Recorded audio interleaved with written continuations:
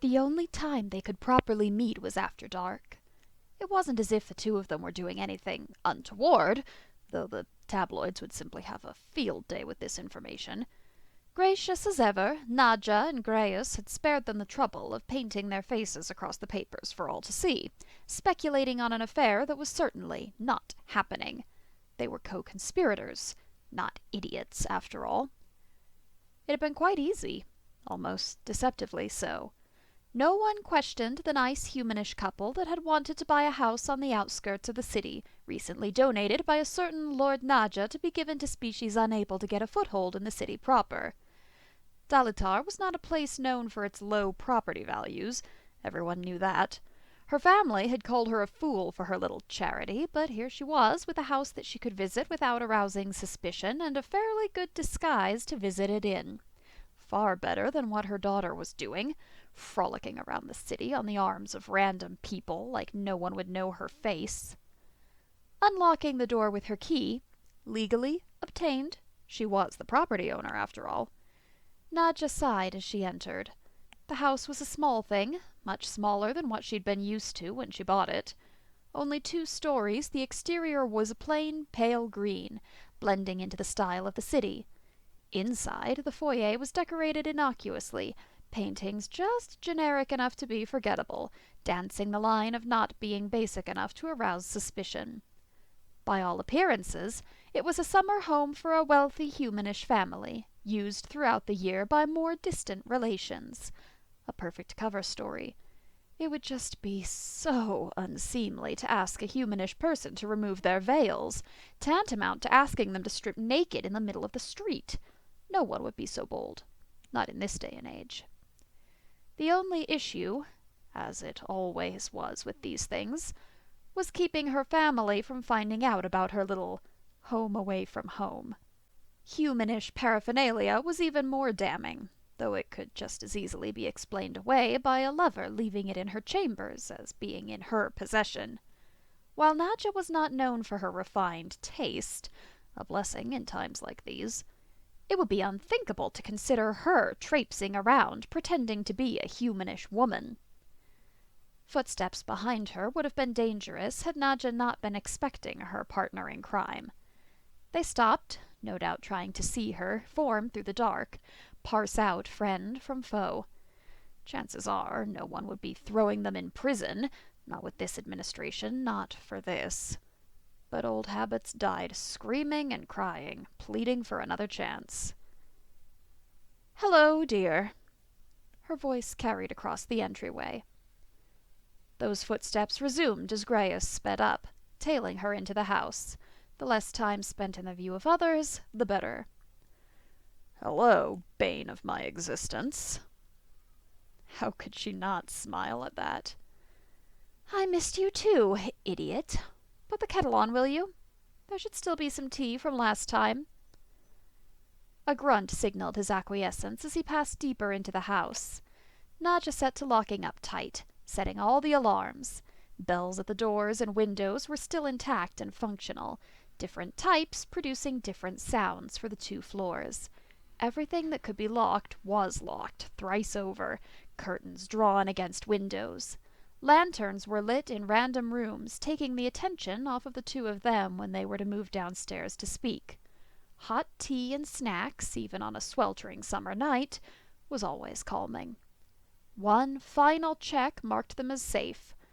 Or, well, as safe as they would get, provided the circumstances.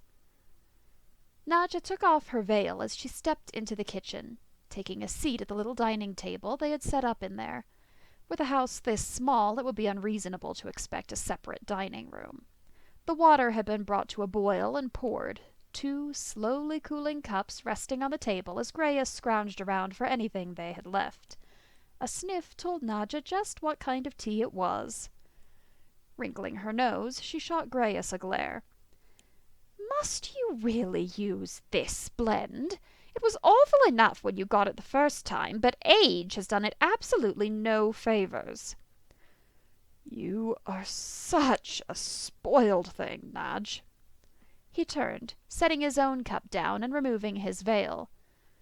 This is a delicacy from the sand wastes, and was nearly impossible to obtain at the time. You might as well enjoy it." "I will never understand how you risked death for something that both smells and tastes like bitter roots." "Well, that was a bit wrong. When he mixed milk and honey into it, the damn thing was actually palatable. The only issue was getting milk and honey, without being too suspicious." A smile crossed his face. "Bitter roots taste like bitter roots. What a concept! No cream tonight, but I put some honey in. I wasn't able to get to the manor kitchens." Getting out had always been the hardest part of this entire ordeal. If things went missing here and there, who would notice? More so, who would blame the family leaders? No, it was sneaking out of the house in this garb without being caught. Everything would be incriminating. Dangerous. Trust was a tentative thing, and Nadja knew that her family would be more than happy to put someone more professional, more traditional, at her seat. Graius would have even less leeway. "That's all right. I can't fault you for your stealthlessness. It seems as though I'm stealing biscuits out of my house next time." She paused, retrieving a tin of biscuits from her bag with a grin. "Again." A quiet chuckle slipped out of the man's mouth, ribbing born out of equal parts stress and fondness. He took a cookie, far more informal than he put on around other nobles. That was his greatest asset, his propriety. No one would ever suspect him of treason, with all the airs he put on, snooty and dignified to a fault. Snooty and dignified elves didn't dress up as a species born out of promiscuity, to meet up and speak about things that would get their head placed on the chopping block in the dead of night. "Bold of you, with your son." Genuine respect eased into his voice. "I wouldn't have been able to do that." She shook her head. "My family fought me the entire way. It was a surprise to all but him." "You're kidding." Her lips curled up in a smile. "You only wish my jokes were so scandalous. You would not believe the way my sister screamed. I was sure she was going to break a window this time." Graius hid his grin in his teacup. "The songbird of the Selene dynasty certainly has a voice to behold." "The songbird of the Selene dynasty will be the death of me." Tucking a stray lock of hair behind her ear, Nadja sighed. "On a less happy note, I heard the king brought his guard back to his personal chambers this week." Graius's face fell into a somber line. "Oh." "Oh, indeed." Extrapolating on what had happened was useless. That lesson had been hard learned after decade upon decade. The situation was clear enough. They could reach out to the poor man if they dared risk the repercussions. The palace brainwashed their guards, something fierce when they took them on, a nasty holdover from Mesren's time. Why it hadn't been changed yet was beyond Nadja. There were some rumblings that the royals were seeking to change it, but after this, Nadja could rest assured that no positive outcome would come from the Elven Queen or her husband tampering in what they taught their employees. Fear was a drug. Others, more so. She had such high hopes for the new king, and this was Nadja's reward. At least the poor man hadn't seemed too hurt during their latest meeting, though he seemed to be the stoic type. Not that an absence of emotion meant anything. Plenty of people could act like nothing at all was happening. Someone was going to have to reach out to Hastian, see if he was truly all right. It wouldn't do to let something like this fester, to let him think he was alone in his suffering. "I can speak with him, see if anything happened." Graius suggested it before she could, thoughts following the same rabbit down its hole. "You have the busier schedule with all of the magazines and visits with your son. I wouldn't mind. Introducing legislation to limit that would be on your head, though." Sometimes, so sparingly, he could be thoughtful. "If I didn't know you better, I would call you kind." A slow smile slipped onto her face. "Even if the Queen won't do anything about it?" He snorted, avoiding her eyes. "Don't hold your breath. Think of how bad it would look if you started coming on to the King's personal guard. I could at least pose it as scoping out a weakness and put the thought of distancing him in her head." And yet the smile stayed. "Kind and cruel, you manipulative bastard. How talented." A sharp exhale was his only answer, a poorly disguised laugh. Quiet spread between them like clouds across the moon, companionable as the wind rustled the leaves outside. Drinks were taken from teacups, biscuits eaten. No shame in being hungry. None at all. A moment stretched into a minute. A minute, a while. "Nadja." Grayus's voice was quiet, as if he were afraid to be heard over the trees. "Yes?" "What if we were wrong?" She didn't like the way his voice shook slightly, a memory of nights spent quietly shaking and crying, listening for the sound of clinking weapons and boots in the grass.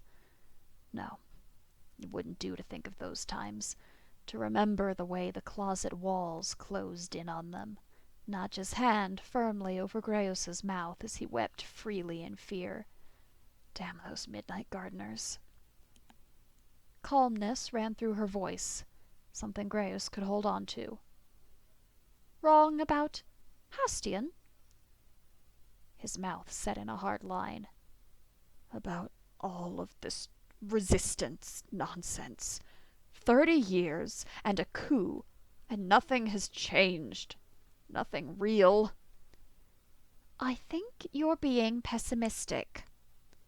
Wrapping her fingers around his, Nadja gave Grayus's hand a gentle squeeze. "And deluded? The borders opening? The camps being dissolved? That I could introduce a bastard son to the court and the Queen accepted him without a second thought? I'd call that progress. Slow doesn't mean nothing's happening. And this administration at least puts their money where their mouth is." "But the nobles—" "Are complete and utter imbeciles, us included." She let out a chuckle. "It's been the higher-ranking noble families that have been shooting ideas down, you know this. Queen Malidor's trying, and we have to give her a chance." A nod, farther from panic. "Do you think she actually drinks the blood of infants?" Humor was an excellent sign. Nadja rolled her eyes at his attempt at a joke, as she always did, the corners of her lips drifting up despite her best efforts. "Well, I certainly haven't seen her, but I'll be the first to let you know if her wine looks too thick." That got a proper laugh out of him, the sound the result of decades of work. You're right. Her teeth aren't stained enough for it." His words died off, fleeting mirth fading. "There's stirrings in the home faction, if you hadn't heard." "Are there?" Stirrings could go either way these days. More nodding. "There was a change in prominent leadership. Lord Terryoak looks to be rising up through the ranks since his declaration of marriage." "Terryoak?" Nadja couldn't help the laugh that burst from her lips. "His family has next to nothing. Why would they make him the face? It makes next to no sense, Grayus." "His husband-to-be is from Reykjani. That's why." The world seemed to stop for a moment. Nausea churned in Nadja's stomach. "He isn't." "He is." Grayus's shoulders inched ever forward. "He is." "Ignoring the sheer cost it would be to have someone from Reykjani." Nausea built up in her stomach. "It isn't as if the administration is granting graduates to nobles anymore." He simply shook his head. "I don't know. I well and truly don't. But it still fills me with worry." Throwing propriety aside, Nadja ran a hand through her hair. We mustn't forget how this is still better than it was before. The king may be using his guard, and a new graduate of Reykjani has entered the equation, but that is still less than there were previously. We just need more information. Annoyance bit at his words. We've needed more information for the past 3 decades. And we've gotten more in the past 2 years than every previous year combined. People are coming out of the woodwork. Just you wait. We'll get what we need in due time. She tried for comforting, pushing the biscuit tin closer to him. Don't forget, clandestine meetings aren't an automatic death sentence now. There isn't a curfew, and there aren't forbidden topics. I would say that's at least a little better. Her friend obliged her, taking a cookie, if only to hold. A little better. And I will hold you to that, Nadja. When they laughed, it was to relieve stress more than anything. Nadja couldn't help but shake her head at it all. When had she begun to think of Grayus as a friend instead of a rival she had begrudgingly worked with? When had he become a trusted confidant? What else had happened when she wasn't looking? It was a joke how easily she accepted his condolences, his assistance. He had been more than kind during her pregnancy, sneaking her medications to help with the morning sickness and underclothes to hide her swelling belly. It had been Grayus who had helped her smuggle the child away to a family that would care for him, Grayus who had helped her meet with them in secret. No one would ever believe her if she spoke on it, not if the world ended in fires and floods. I'll see what I can hear, was what she said instead. About Terry Oak's husband. The gratitude in his voice was genuine. Thank you. Really. Bittersweet. Tonight tasted bittersweet. Think nothing of it. Now, why don't you tell me what Lord Pariah was going on about in the last meeting? I swear to the Destroyer, every time they open their mouth it makes even less sense. If I hadn't known them, I would worry about a cognitive decline coming sooner rather than later. With a chuckle, Grayus did, words tumbling out of his mouth like he was relieved to have a distraction. He was. Nadja knew him well enough that relieved was too weak a word. The man was not keen on worry, despite how readily the feeling took him. Spirals of anxiety, sentences said without heed to who was on the other end, were common to him. Common enough that he had a standing invitation to Nadja's office, disguised as meetings between powerful families, of course. The dynasties needed to work together, needed to unite to bring peace, needed to keep an eye on their members, and on the remaining Iridians. All 2 of them. Loose cannons, the lot. If the last 2 centuries had taught them anything, loose cannons were incredibly undesirable in leadership positions. Incredibly undesirable indeed. Distracting the crown with mindless bickering and offers for the Dauphin would give Nadja and Grayus enough time to react and act, even if the families in question were unaware of how easily they were being used. That was the price paid, gladly and without question. Above all else, they needed peace. They needed reform, and Nadja was going to achieve that, even if it killed her. Even if it killed them all.